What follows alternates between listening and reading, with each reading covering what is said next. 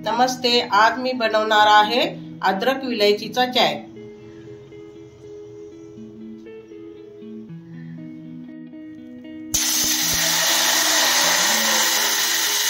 दोन कप पाणी टाकले आहे। पाण्याला उकळी आली आहे। चाय पत्ती टाकत आहे। 1 चम्मच अद्रक आहे, वाटून घेतलेला आहे। 2 विलायची आहे, असं खोलून टाकायचे आहेत।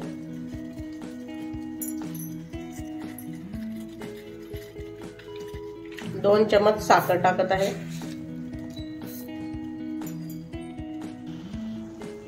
1 कप दूध टाकत आहे।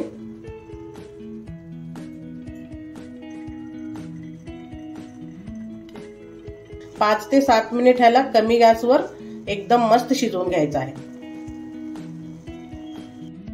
आता बंद करायचं आहे। आवडला असेल तर अशा प्रकारे करून पहा। लाईक करा, शेअर करा, कमेंट करा।